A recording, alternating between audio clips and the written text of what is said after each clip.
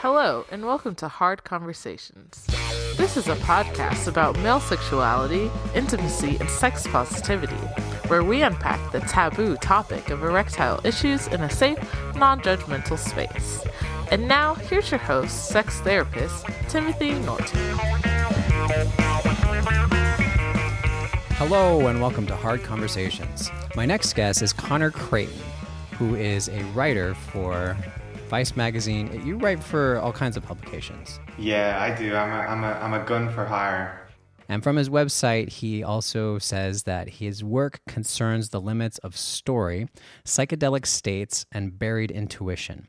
Sometimes it concerns other things. He is living in Germany. He's living in Neukölln. How do you say that? Neukölln? You'd say Neukölln. Neukölln. All right. I was kind of close. Now, Conor is going to share from his own personal experience with erectile issues. He's actually the first guest to do this on this podcast, and it's something I would like to do more often. So if there's anybody out there listening who would also like to share their own personal experience with erectile issues, and it could also be a partner of someone who's gone through this, we'd love to hear from you. Okay, now back to Conor. Tell us a little bit more about yourself. I'm 38, Tim. Thank you first off for having me on your podcast. And I'm 38. I'm from Ireland. I grew up in a small village in the middle of Ireland. It was very kind of classic fairy tale Irish upbringing, raining all the time. There was a local priest who lived at the corner from us. There was a tiny little village with ghosts and goblins and way too many bars. And I quickly left that place when I was about 17 and started to travel a lot and kind of like anyone, I suppose, who's grown up in a very small village where they felt like an outsider. I couldn't get enough of being out in the world, and the more I traveled and the more I realized that, you know, being a skinny ginger kid with freckles was considered attractive in other parts of the world. So that obviously like spurred a lot of the travel on. And then I got into writing at a young age and understood pretty quickly that being a freelance writer suited very much with this whole nomadic lifestyle. And that's kind of what I've continued to do since then. Writing books and journalism. That sounds, I can see why you're a writer. I really liked the way that you described that. And, you know, I'm actually dating somebody from Ireland. And as, I don't necessarily think you would know her. Not going to give her name on air or anything. Like, maybe we can talk afterwards and see if you guys know. We all do people know each other, funnily enough. It's some level. Yeah. Okay.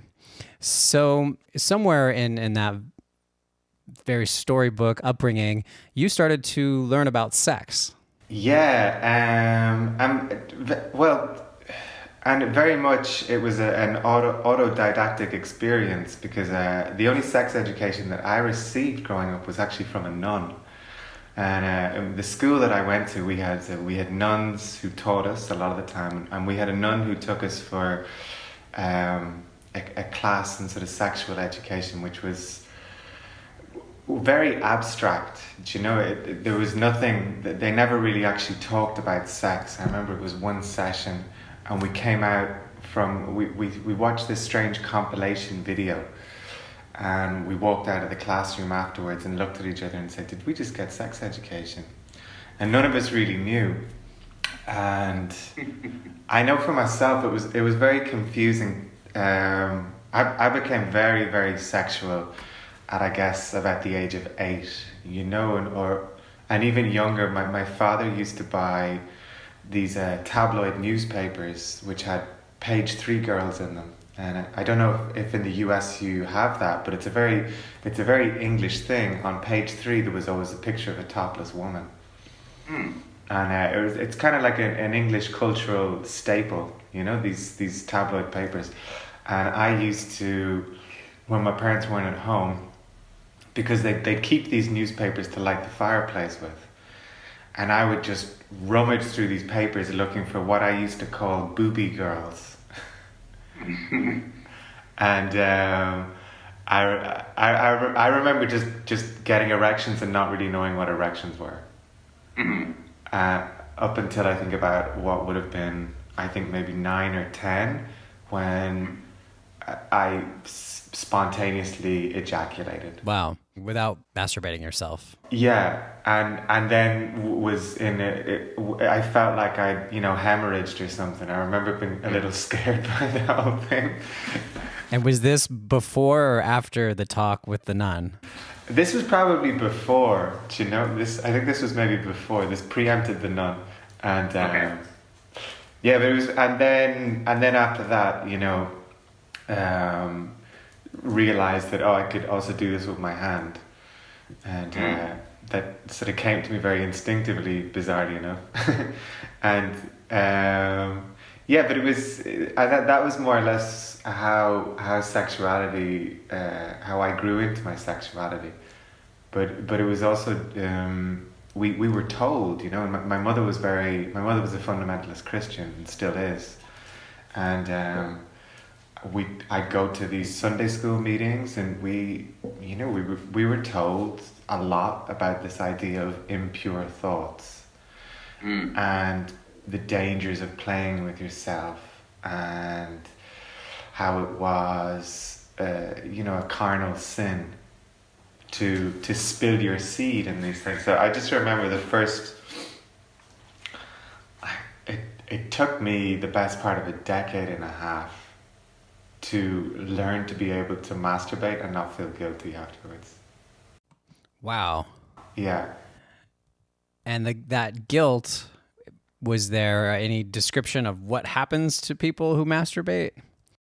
Well, I guess there's always, within the Christian faith, there is always that great big, there is always hell, looming in the distance. Mm-hmm.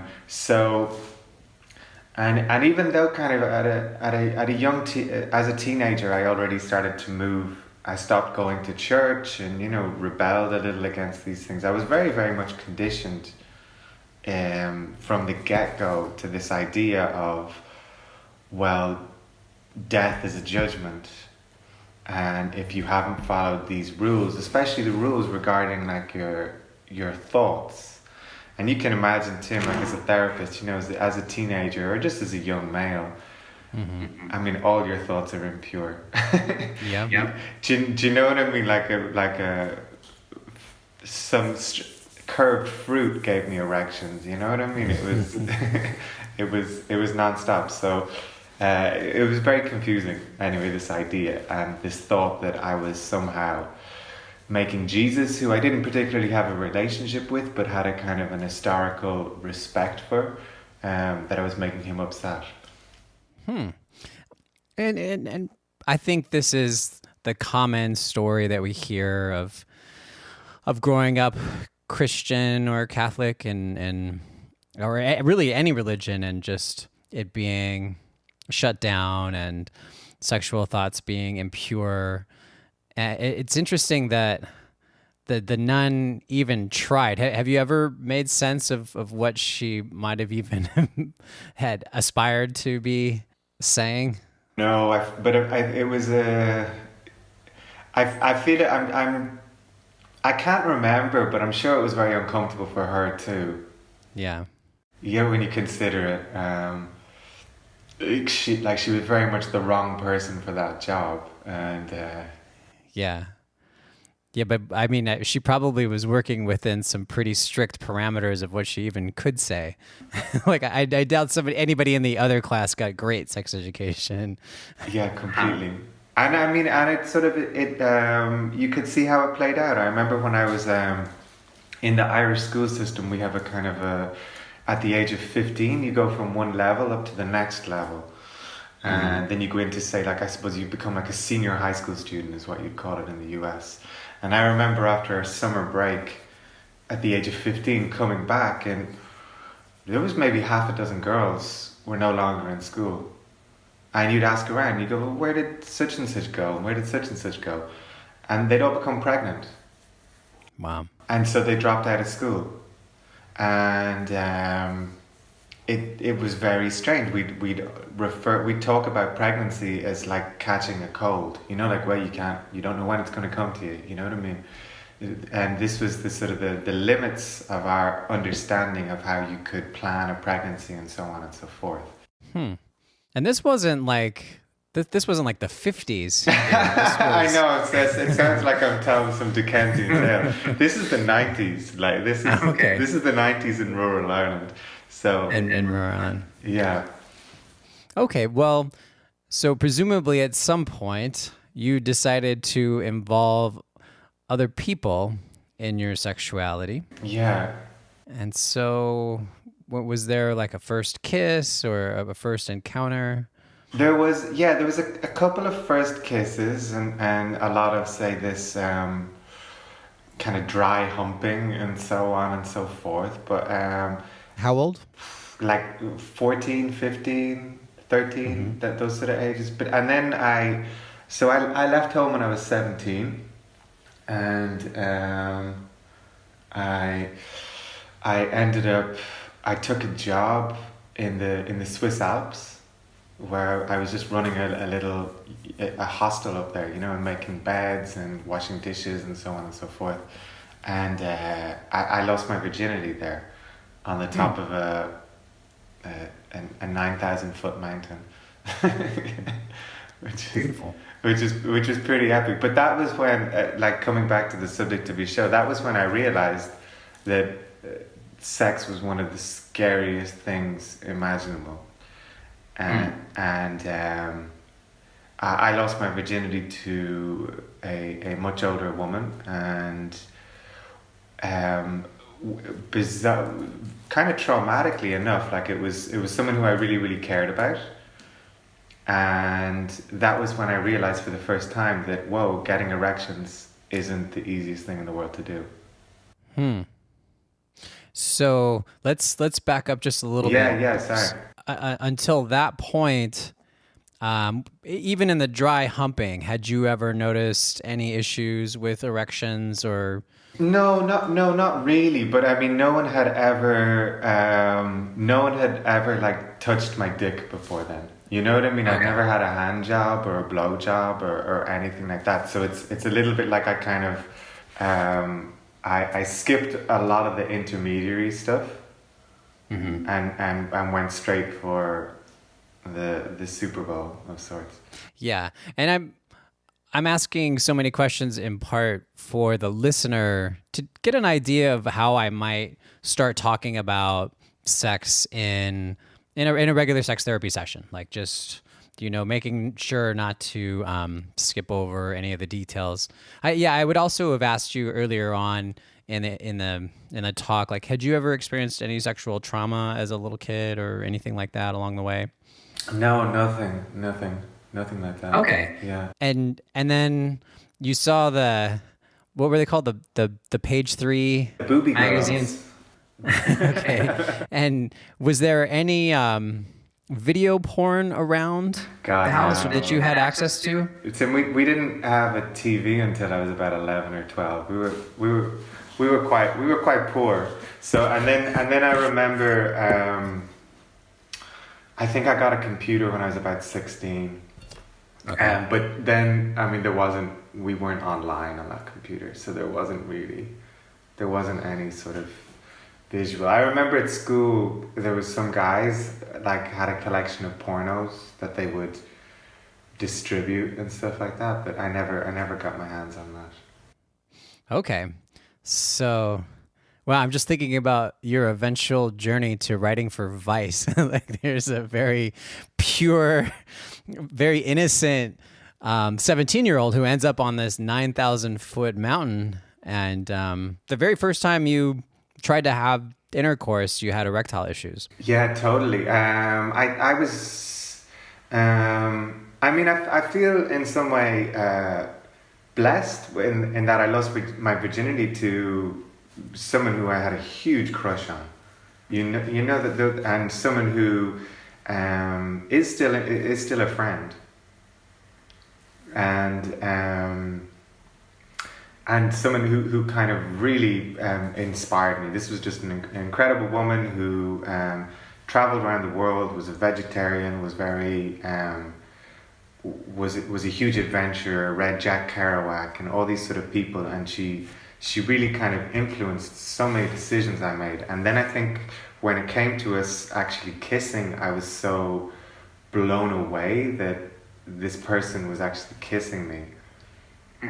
And then when it came to us having sex, I was so caught up in my head and the performance anxiety that it was, I don't know, there was all sorts of like weird things with condoms, and it didn't seem to work out, and then it worked out for a second, and I remember having a moment where a kind of a little out-of-body experience in the middle of it, where I was thinking, Conor, you're having sex.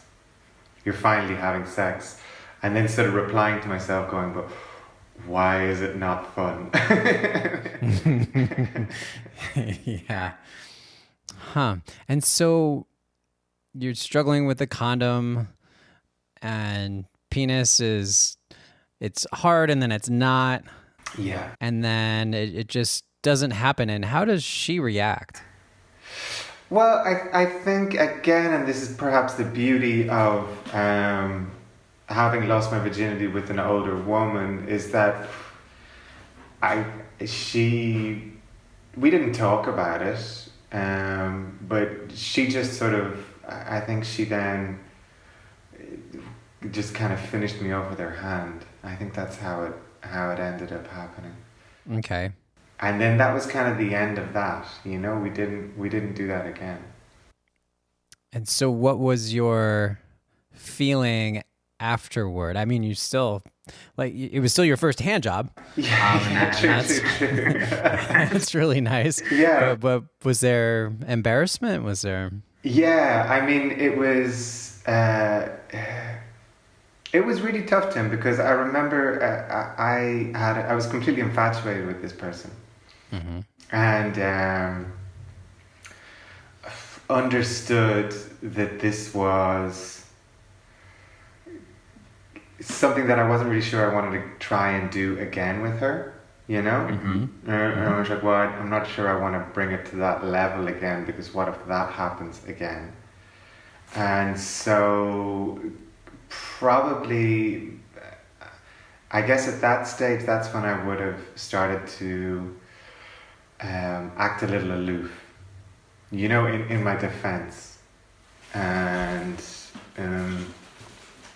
I guess I was pretty devastated by it, because it felt like a moment of victory. I'd lost my virginity. There was, even if I didn't do it in style, I'd still done it. Mm-hmm. But at the same time,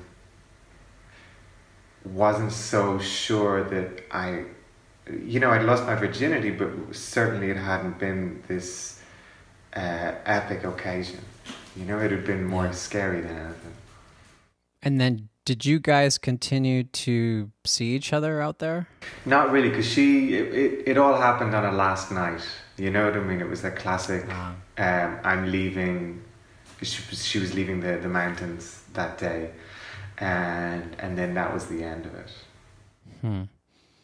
And did you get the sense, I mean, did she know you were a virgin? I bullshitted her and told her that I wasn't. But I don't know. I mean, maybe she got the idea. Maybe she understood. I'm not sure. And so by that point, though, you had seen some porn somewhere. You did have an idea of what you were supposed to do.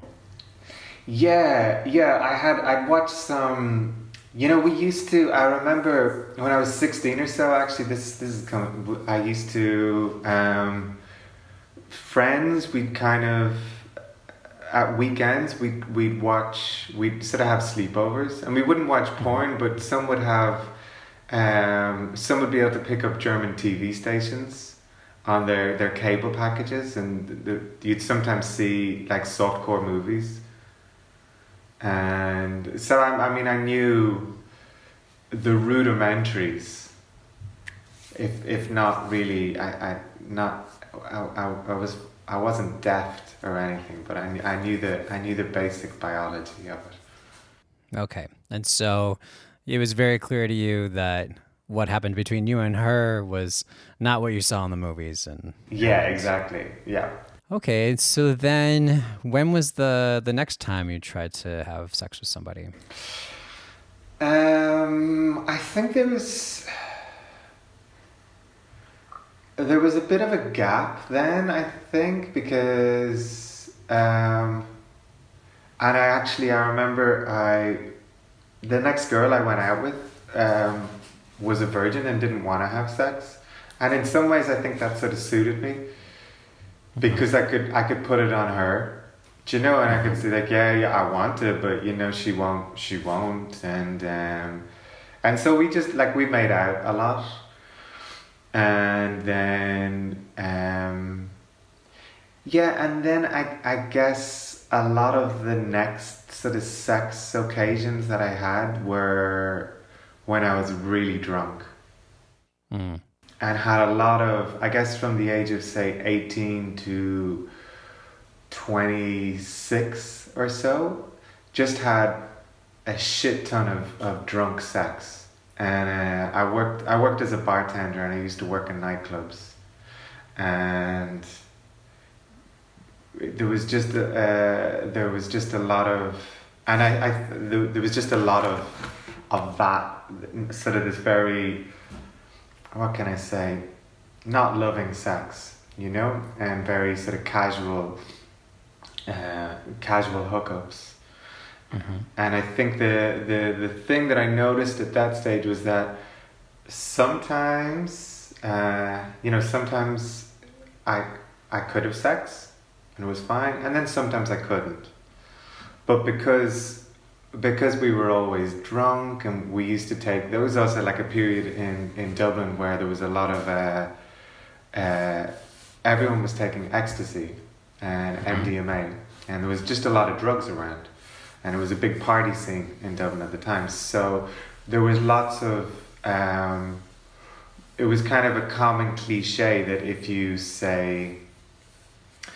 you took ecstasy, sometimes you'd get an erection for a very long time, or sometimes you wouldn't get one.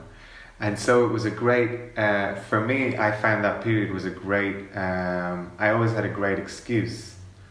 If I brought somebody home and I couldn't have sex with them, that I would just say, oh, I'm too high, or I'm too drunk.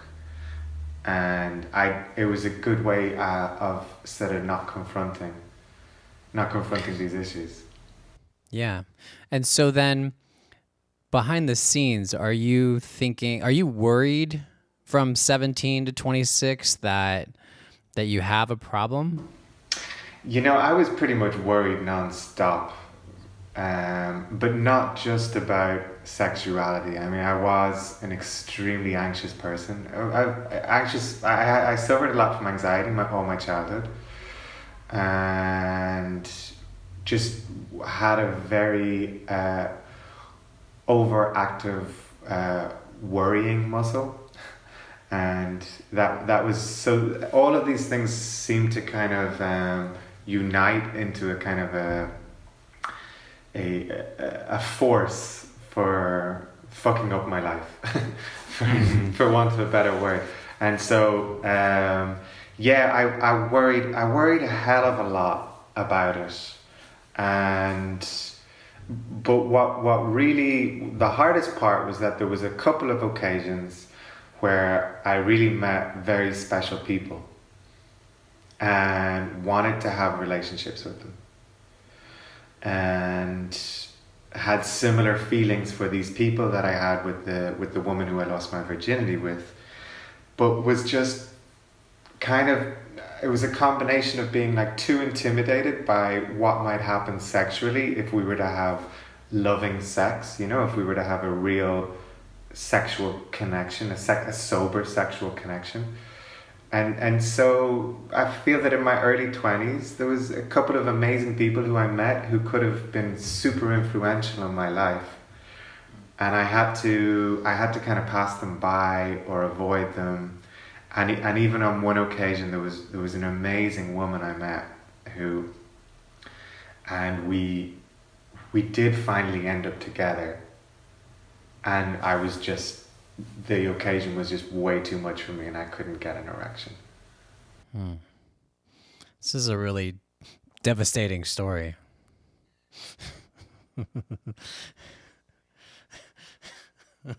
Okay. Don't give up yet, guys. All right.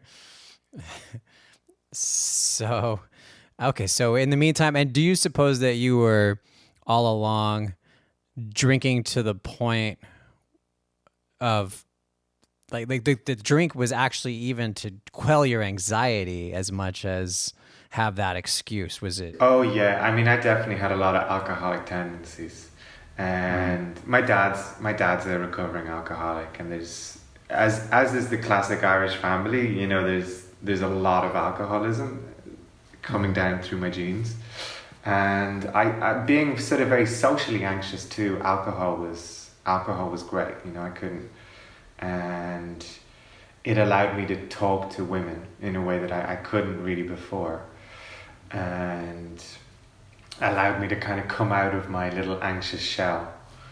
And yes, so, and then kind of, you know, you can imagine sort of, you know, in these formative years dealing with a couple of hundred hangovers a year, and trying and sort of, you know, stumbling through the dark lands of depression and long winters and many sort of just, you know, being poor and living in these sort of squat homes and this sort of existence.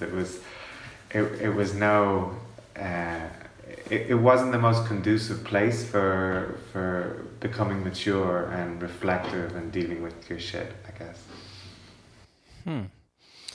So at some point there's a transition. Yeah, well, I guess there was another little thing that happened in the middle of all of that where I started to I started to fix myself. Okay. Not at an emotional level or not at a psychological level, but at a purely technical level. So I went to a doctor to talk about erection problems, but and was prescribed Viagra. Okay. And how old were you when this happened? Maybe 19, 20. And so until that point, had you spoken to anybody else about this? No. About erections? Nobody. Guy friends or no strangers? Nobody. No, I didn't. I mean, there was some in bars that I worked at. There was some banter, you know, and every so often some guy would admit something like, "Oh, I brought such and such home," and I mean, we were horrible. The way we talked, we were brutes. But some would say, "Oh, I brought someone home, but I was floppy," and a little part of me would look and go, "Can we admit this? Are we allowed to say this?" And I wasn't admitting it myself, but I was like, wow, that's all right. We can, other people this happens to, but it only, you could only, it seems like sort of only the most, only the guys who are so entirely comfortable with their sexual performance could admit to not being able to perform. And, but for me, like there was no way I could talk about that. And yeah, so instead I went to a doctor, and the doctor didn't really, I remember the doctor didn't really talk to me so much. I think he was just very quick to prescribe me Viagra. So if you're 38 and that was 17 years ago, so Viagra hadn't been out very long. No, I don't think so. No. And so how did that work out for you? Well, this was all tied into this. It had just come on the back of that story that I told you, that this amazing woman who I met and then I blew it with, because we spent 2 nights together, and both nights I couldn't get erections, and just wanted to die. You know, really it was probably one of the lowest points in my life. Just lying in bed and feeling so. Just feeling so inadequate, and then trying to, I think it's always the funniest thing, like when you kind of, if maybe some of your listeners know about this, that awkward transition from when you've been trying to have sex with someone and can't have sex with someone, and then you want to change the subject. And so you try to switch to lighthearted conversation, or you suggest food, or let's watch a movie, or these things, and it's I don't know, there's nothing can really compensate for sex in that moment. There's nothing you can offer, at least from my experience, there's nothing you can offer a woman when you haven't been able to like fulfill her sexual needs that will make up for that. You know what I mean? You could be like, hey, how about let's go on a holiday for a week to the Caribbean, and she still might be, I don't know. No. Yeah, it's that's always going to be an awkward situation. Yeah, so that was very much a catalyst for me, and that's what made me go to the doctor, even though I was terrified to go to a doctor and talk about this. And so I went to a doctor and I got Viagra, and then rather than do the kind of the clever thing, I guess, and go back to this woman and talk to her about these things, I instead ended up using it on someone else who I didn't care so much about, but there was less anxiety involved. And that was, I remember that situation, like we were in a bar together, and I knew that this person liked me, and I knew that I could have sex with them. And we were all sitting around this bar together, so I took the Viagra. And I remember already within the first 10 minutes, I could feel like blood, like just flushing throughout my whole body, and I could feel myself heating up, and my cheeks became very red, and even my tongue felt big in my mouth, and I had an erection. And it was a real like schoolboy erection. You're the kind that you're sat at your desk and you're going, shit, please don't pick me. Please don't pick me. It was that kind of erection where I just thought, oh, I can't control this. This is too big. And I remember just sitting at the table and realizing that this erection would not subside. And I think I ended up doing some little gymnastic maneuver where I kind of, without being noticed, reached into my jeans and pushed my penis up so I could tuck it under my belt or something, because it was just, there was no way I was going to be able to stand up without everyone seeing that I had a big erection. And we ended up then, I quickly convinced her to come home with me, and I remember I just having sex for hours and hours and hours and never coming. And at one stage, like going to the bathroom and putting cold water on my penis. And I remember being very worried because I actually had visions that this thing was going to burst because it was so full of blood, which again was just my overactive imagination. And my runaway anxiety, but it was, I guess I wish that someone had told me, that you can take Viagra in quarters or halves instead of like taking the full, 20 milligrams or something, I think it was, in the tablet, which was enough to launch a battleship. It was a huge dosage. Yeah. And was this the thing that you talked about in your article where it actually did last for 9 hours and it was painful at a certain point? Yeah, well, I remember waking up in the morning and I was still erect. And goodness. You know what I mean? And going to the bathroom to pee, and I was like, how am I supposed to piss with this thing? And I had to pee into the bathtub. Do you know what I mean? Because it was flying into the air. And but at the same time, I had lots of sex with this person, so it felt like it was very good value for money, that Viagra, and so in a way I was like, okay, well it felt, it's some sense that I'd now solved the problem, at least temporarily and at least technically. Okay. And then did you continue to have sex with other partners with the Viagra? Yeah, so I found that kind of what would happen is that maybe the first couple of times that we had sex together, I'd be very nervous and anxious with a partner, and then I would maybe take a half of Viagra or but then once I got to know them, I didn't need it anymore. So once I became, it was totally about me, and it was totally about my levels of anxiety.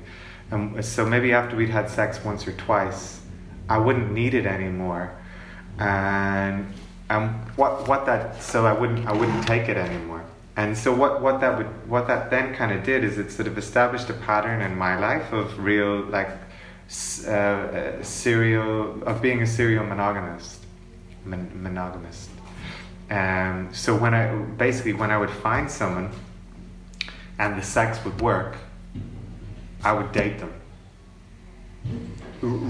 And even sometimes when I wasn't really, didn't really feel that much love for the person, I would say, well, no, the sex is working. You need to get over whatever sexual hang-ups you have. And perhaps the best way to do that is to be in a monogamous relationship with someone where the sex works.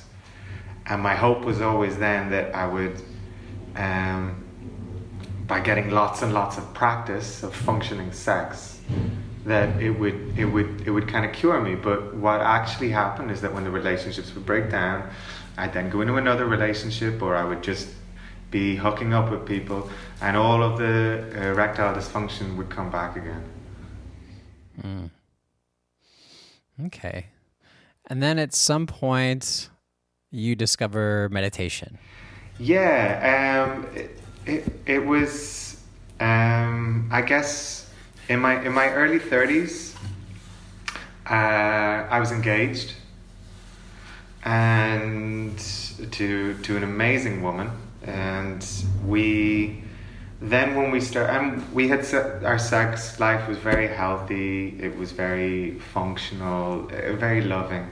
But we started to break down. Our relationship started to break down, and it was. I just remember being hit with this idea, this huge wave of disappointment and just disenchantment with love, because I'd been very, very much in love with this person and now was no longer in love.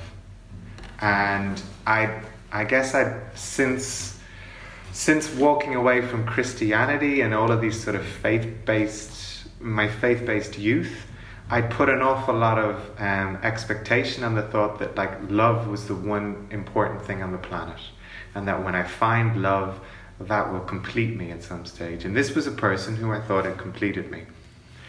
And when our love started to fall apart, I just remember being so depressed. And in the last few weeks while we were breaking up, and while it was obvious that we were breaking up, she started to meditate. And I'd watch her in the house meditating, and I would, in a very childish, resentful way, would be like, this is exactly why we're breaking up, because you can't deal with the real world. Look at you just off there with your eyes closed. And then when we did finally break up, I then went and looked into meditation myself, and started with the Headspace app, and then from there, at even the first 5-minute session I did, I felt peace, and I thought, oh wow, this is a way to stop the thoughts. And this is a way to deal with the onslaught of anxiety and worry. I can actually control them. If only for 10 seconds or 20 seconds, I can still control these thoughts. And that was the first time that had ever happened in my life before, that I could control the thoughts. And just as an aside, the thoughts were the thing that would torment me while I was trying to have sex. I'd be trying to have sex with a person, and I would be all of my favorite worries would gather together and just scream at me. Can you give some examples? Well, I've been worried about money since the age of 4. You know, Okay. like huge security fears, or then worried that I was a sham. I couldn't actually write. You know, like, what am I doing? You're faking it. Or I don't know. I spent a lot of in my younger years. I spent a lot of time working in factories and working on building sites and so on and so forth. And the worry would come back and be like, well, maybe that's your level, Connor, and you have to go back to that.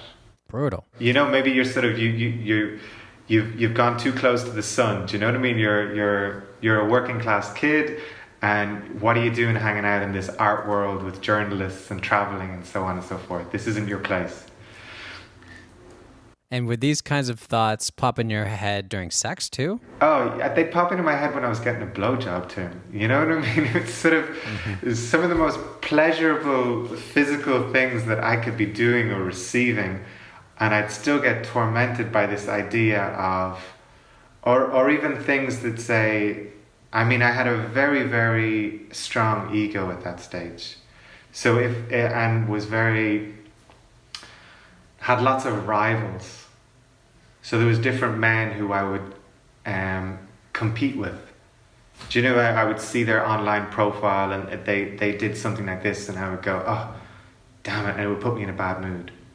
And so little things like that, you know, I'd be there with the woman I love, and she's miraculously has her mouth on my penis, and I'm thinking about some guy who's published an article somewhere and he made some analogy in it, and I'm going, damn, that analogy was so good.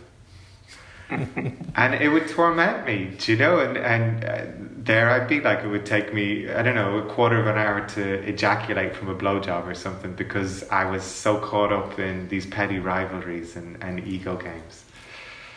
Right. And just to clarify, you don't have a fetish for other men publishing articles. That wasn't something that turned you on at all. I don't think so.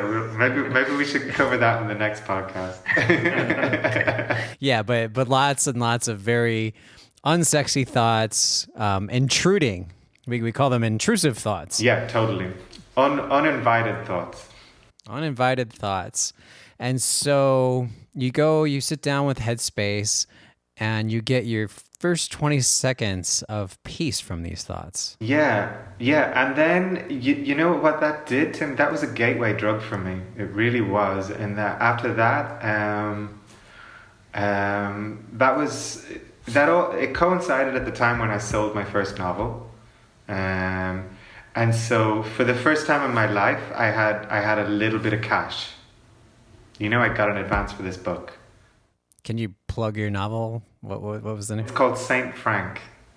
Okay.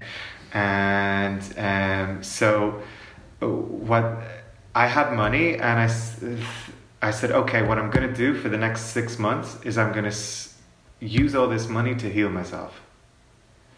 So, and I decided to be just open-minded to everything. So I went to meditation retreats. I went on, say, psychedelic drug retreats. I started to do yoga classes. I went to sound therapy. I went to lectures from different spiritual advisors and so on. And I traveled a lot in this time. And basically, the emphasis on everything that I was doing was, I'm going to get myself healthy, and I'm going to explore the inner mechanisms of my mind. And I became vegetarian. I tried to limit my alcohol intake, and then I stumbled upon this ancient meditation technique, which was originally taught by Buddha, and it's called Vipassana. And this is it's a 10-day silent meditation retreat, which basically teaches you through this very simple but intensive meditation technique.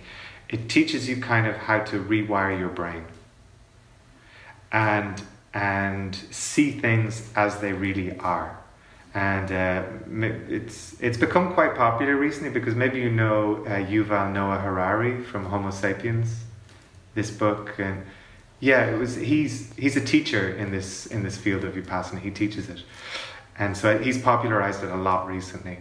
And so I did my first one of those. Mm-hmm. And now, and since then, I sit maybe 2 10-day silent retreats a year, and I meditate between an hour and 2 hours a day. And what's happened since I started with this meditation is that it's become very, very easy for me to drop the things that are no longer serving me in my life. So, for example, I quit smoking after my first Vipassana. I just didn't want a cigarette anymore. After the second Vipassana, I quit alcohol. I mean, I never imagined that I would ever have a life without alcohol. And then other things like I quit these ego games as well. Of course they come back, you know what I mean? The ego still wants to be fed, but the idea of comparing myself to other people all the time, that drifted away. And even my style of writing changed. Like when I first started to write for Vice, I was very obsessed with being clever and being funny. And quite often, you know, had no problem in taking the piss out of other people or undervaluing other people for the sake of a joke. And that all changed. I mean, I can't write that anymore. And so I started, my style of writing started to change, and the things I wrote about started to change. And that's when articles like the one that I wrote about meditation and erectile dysfunction came about. Like I think without all the experiences that I had in that period, I would never have had the balls to open up about a problem like that, and certainly would never have published it. Wow, that's really powerful. Yeah. It's I'm so grateful to everything that happened in my youth. That kind of I was, you know, had such a struggle that would bring me to such an extreme solution, which then paid off so well. I mean, the benefits. And now, how's your anxiety in general? I don't really have anxiety anymore. Yeah, when you first described it at the beginning of this interview and how you grew up anxious, I was thinking, so some people just hide it really well, because this guy seems really, really chill. And I know it's 7:30 in the morning in Berlin, or by now it's almost 8:30. So I was like, maybe he's just kind of groggy in the mornings, but this is not an anxious person. No, so, but you know, I mean, my dad used to always describe me as a duck. And he would say, there you are on the surface of the water, you know, you're still and you're calm, but beneath the water, your feet are going a million miles an hour. And I think it's also just been the baby of the family. I mean, the baby of the family is always the actor, right? And they're always the comedian. And that's the only way they ever get attention. And I think I learned, I grew up in a house with big personalities who sucked up all the attention. So when I cried out for help, I didn't get it. So I quickly learned that the best thing for me to do was to fake being okay.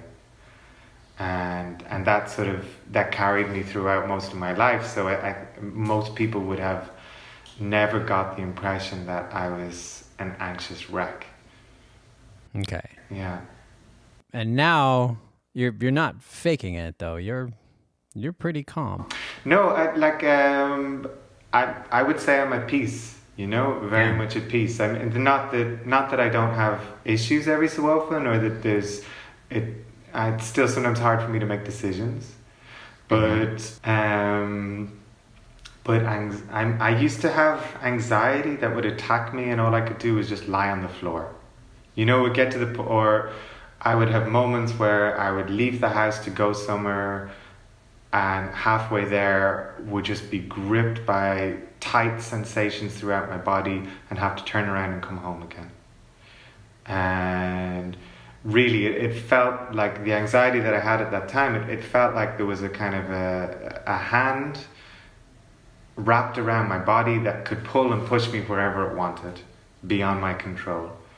And I was extremely nervous socially, and so drank all the time. And now it's kind of, for me, what I just noticed is I still have an awful lot of older friends from my drinking days, and I still go to bars with them all the time, but I drink alcohol-free beers. And I'm always amazed by that. Sometimes I'm sitting there and I'm drinking an alcohol-free beer or I'm drinking a sparkling water or something, and I go, this is ridiculous. I could never have imagined myself in this position, feeling okay amongst my peers who are all drinking beer, and I'm not. And I'm not quiet. I'm still like the loudest person at the table. Do you know what I mean? I'm still in there, you know? Yeah. And so how has your relationship to sex changed, and erections and your penis and all of that? Well, one of the big things that also that meditation helped me with too was it really allowed me to love a lot more, you know, and it allowed me to first off love myself and understand myself and accept myself, and then forgive myself, because, you know, I was a jerk for a long time in my 20s and wasn't always the best of boyfriends to the partners that I went out with, and was pretty selfish, and used to castigate myself a lot about that. But since I started to meditate, I understood, well, okay, of course you were a jerk, like you were in so much pain the whole time. And so I guess I mean, it's easy to forgive yourself for that, but the important thing is to not do it again. So it was a matter of kind of forgiving myself, but then saying, okay, and that behavior is done with. You know what I mean? There's you can't manipulate people anymore, and you can't just go around treating people unkindly. And so I suppose since then, the relationships that I've had have been much more kind of loving relationships rather than hookups. You know, and the idea of casual sex is, I'm single at the moment, but I'm more or less, I've been meditating about 4 years now, and the only relationships that I've had, I've been very, very much in love with the people. And sexually it's been extremely healthy. Extremely healthy, sorry. Healthy, okay. Not extremely healthy, just healthy. Just healthy. Yeah. I think you're my first guest to say that self-love and acceptance and forgiveness might help an erection. Yeah, totally. Well, it just, there's so much, as men, our penises are often symbolic for who we are as people. And if our penis isn't functioning, we start to think, well, as a man, I'm not functioning. But when you learn to sort of let go of this penile emphasis, and you let go of your attachment to the erection, and even let go a little bit of the sort of, I mean, the dick shouldn't always be in the spotlight when it comes to sex. You know what I mean? It shouldn't always have the leading role. You know, it can also be a support actor, and so I guess what meditation and sort of maturity did for me is it taught me that it's not all about this, and it's not such a big deal, and it just allowed me to be much slower in sex. Like, I remember when.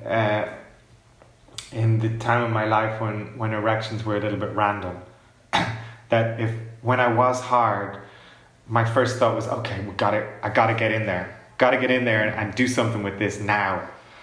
And I think now, as I'm way more comfortable and sort of, it's not that I know that I'll always get an erection, because there's still some times when I'm just, I'm just not that into it right now.